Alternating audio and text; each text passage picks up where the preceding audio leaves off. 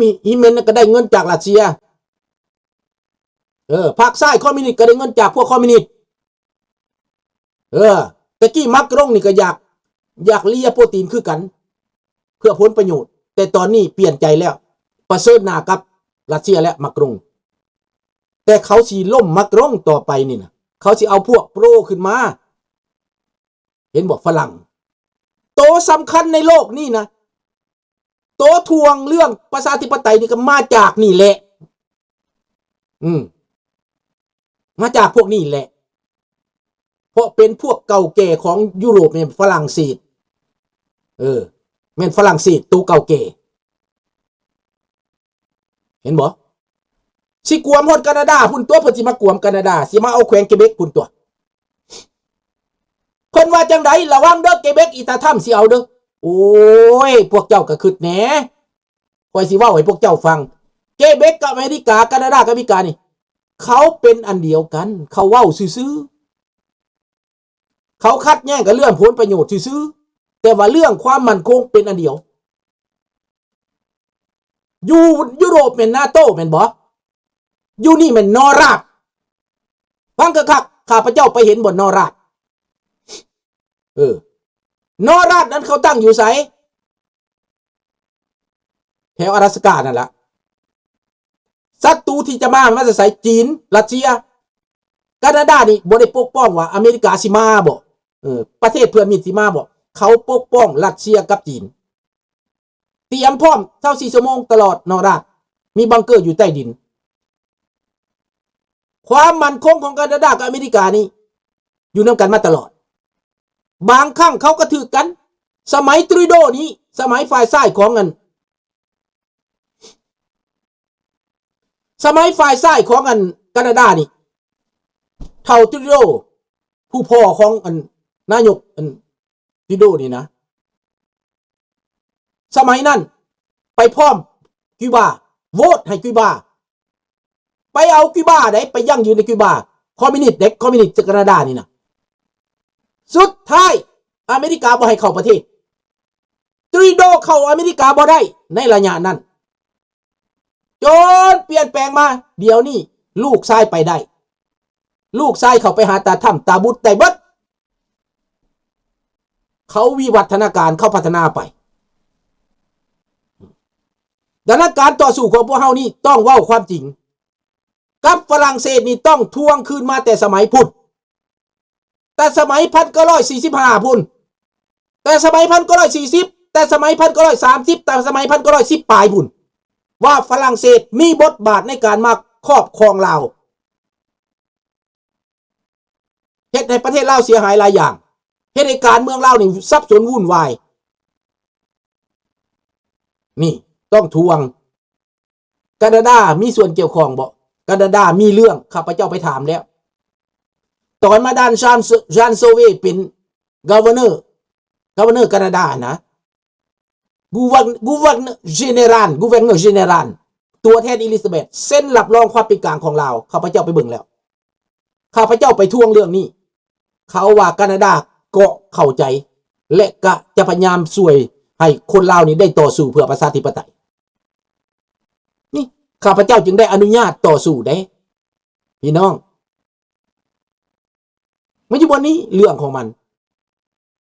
แล้วเกเบกราชวงศ์ลาวมานี่เจ้าชีวิตลาวมานี่เขารับรู้เบิดแคนาดาคือกันเขาจังบ่เคยปะทิมเอาไปมาแคนาดานี่เป็นรัฐบาลที่บ่เคยปะทิมเจ้าสิริวงศ์มานี่เขาก็รับต้อนอยู่นี่แล้วก็อยู่เป็นแคนาดาแล้วเดี๋ยวนี้เพิ่นเป็นแคนาเดียนละติเห็นบ่อันนี้ความจริงเด้อความจริงพี่น้อง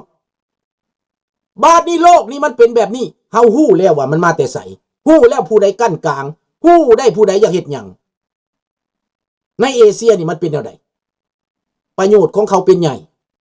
มีคนอิจฉาบ่อยากให้ลาวเป็นประชาธิปไตยได้พี่น้องมีคนกดขี่ข่มเหงให้เฮานี่เป็นทาสเขาได้ต้องตื่นเด้อมีคนอยากกดขี่ข่มเหงให้เฮาเป็นแบบนี้อยากให้ระบอบนี่ปกครองไปแบบนี้เขาจังจกตับจกไตเขาจังเอาง่ายจีนพอใจเดี๋ยวนี้จีนพอใจเดี๋ยวนี้ต่อสายไฟฟ้า ไฮเวย์ของไฟฟ้าแห้งสูงไปเมืองจีนเบิดแล้วปุ้นเอาเบิดแล้วปุ้นเอาไฟฟ้าแห้งสูงลาวไปเบิดแล้วลาวแดงเป็นเพียงแต่หุ่นเสิร์ชบ่มีเอกราชบ่มีประชาธิปไตยใดๆทั้งสิ้น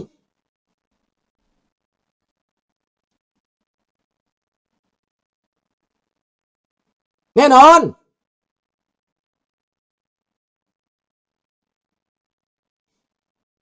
ขอโทษ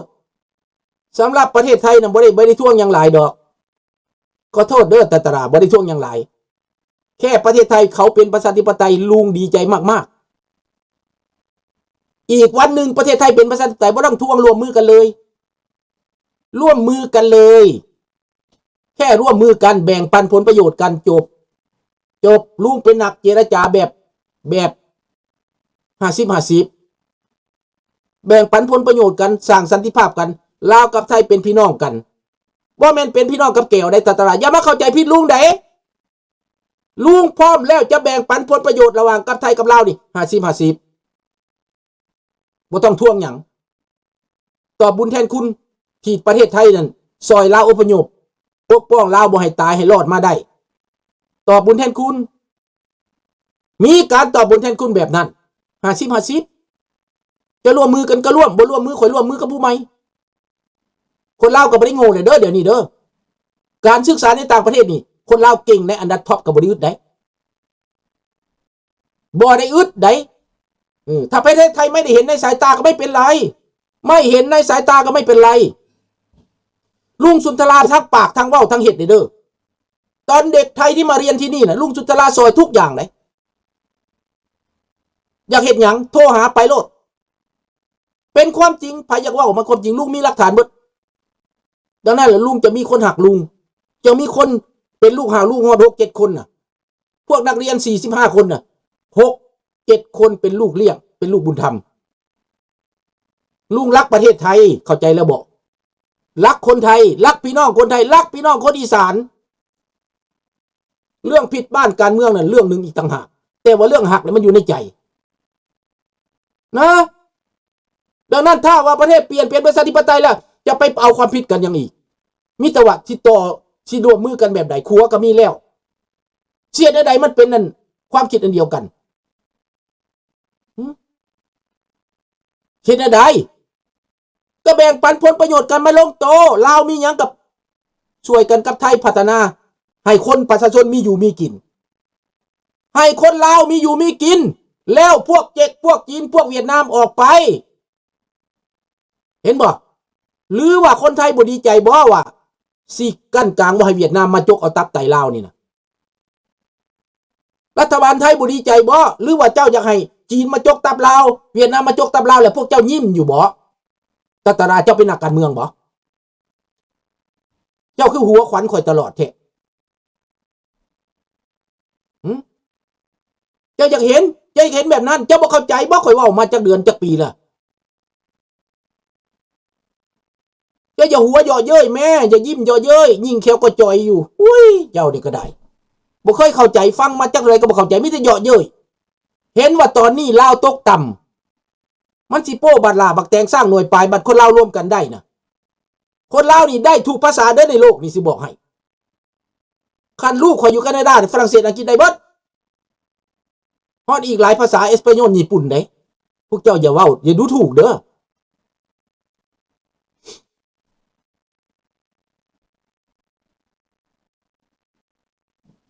นี่แหละ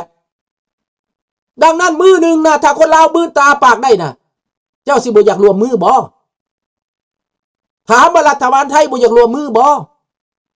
ถ้าสมมุติว่าเป็นแบบอเมริกาลากคอบักมาดูโรไปอยู่บ่อยู่อเมริกาลงตีนลงมือเป็นลากคอบักทองรุ่นกับบักสอนไส้ไปแล้วคนลาวหลบโดนทบิดก็สิงงอยู่ต่อไปแล้วก็สิตบมือพื้อผ่าบางคนไทยเพิ่นโอ้ยเพิ่นว่าเสียดายบ่ได้ร่วมมือเขาตะกี้เสียดายบ่ได้ซอยเขาตะกี้เนาะเดี๋ยวนี้เขาได้แล้วบัดเขามีบทบาทแล้วเขามีอเมริกาเขามี F-35 อยู่เมืองลาวแล้วเขามีอาวุธทันสมัยอยู่เมืองลาวแล้วเขามีญี่ปุ่นมีลาวมีฝรั่งเศสมีอังกฤษมีผู้ใดอยู่เมืองลาวสิไปตั้งอยู่เมืองลาวพี่น้องคนไทยสิว่าจังไงแหละว่ายังไง เดี๋ยวนี้โบอิงนะก็เป็นคนลาวเหตุประกอบยนต์โบอิงมีแต่คนลาวได้ประกอบในยนต์โบอิงไปถามเด้อแล้วในยนต์ F35 ก็มีคนลาวเอนจิเนียร์ลาวบักหลายๆเด้อสงสัยไทยจะร่วมมือกับกะเหรี่ยงกับพม่าก่อนเขาจะเลือกตั้งกันอยู่แล้วนะลุงบกอันนั้นเขาร่วมมือกับไผก็ร่วมแต่ในตอนนี้นะลุงก็เว้าให้เข้าใจลุงเป็นผู้ปากกระบอกเสียงสื่อสารให้เข้าใจว่าข้อเฮาอยู่บอนใดว่าเฮา orientation อยู่บอนใดจุดยืนของพวกเฮาอยู่บอนใดจุดยืนของลุงก็คือเว้าไปนั่นแหละออกจากปากออกจากใจออกจากความคิดจุดยืนคือแบ่งปันผลประโยชน์ลาวไทย50-50ภาษีบ่เก็บข้ามด่านนี่ไปเลยให้ลุงเป็นรัฐบาลนี่นะไทยมาลาวก็บ่เก็บลาวไปไทยก็บ่เก็บแบบอเมริกานี่บ่เก็บจ้างก็บ่เก็บด่านหั่นน่ะเปิดฟรีเลยไปมื้อเช้ามามื้อแลงก็ได้แต่บ่ให้เกิน3เดือนอยู่ได้3เดือนแคนาดานี่เขาวีซ่าให้10 ปีก็มีนี่แหละคนลาวน่ะต้องเข้าใจในความสามัคคีนี้บ่แม่นสามัคคีแต่คนลาวได้สามัคคีกับเพื่อนคนไทยด้วย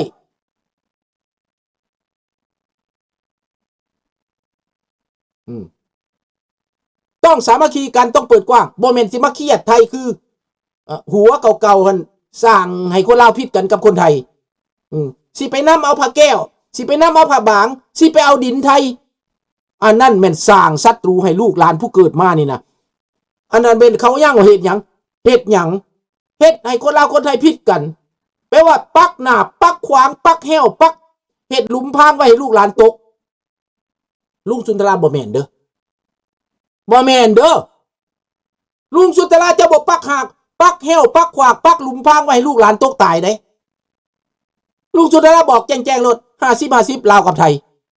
ปันกันกินอยู่นำกันอยู่ด้วยกันไปด้วยกันทำด้วยกันพัฒนาด้วยกันปากภาษาเดียวกันเข้าใจกันง่ายๆเพลงกับของลาวฟังกับมวลของไทยฟังกับมวลแม่นบ่ม่วนบ่หรือบ่ม่วนฟังก็เข้าใจโลดจินตลาล้ำค่อยก็เข้าใจดอกอ้อทุ่งทองล้ำก็ค่อยเข้าใจพลสนาสุนทรล้ำฟอกกับมวลขอบใจ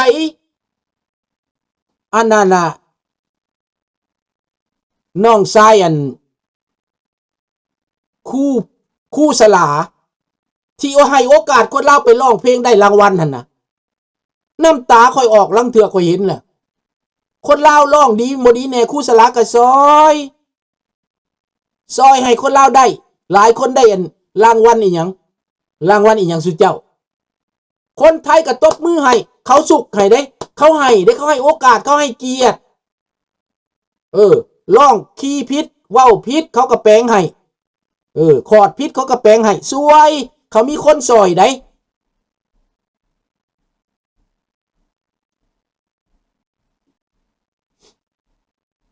ขอบใจลูกหลานดังนั้นพี่น้องครูสลาให้คนลาวได้มาร้องเพลงเด็กน้อยเดี๋ยวนี้ก็ส่งเสริมเด็กน้อยอีกผู้นึงอีกนะร้องบ่เป็นครูสลาก็แต่งเพลงให้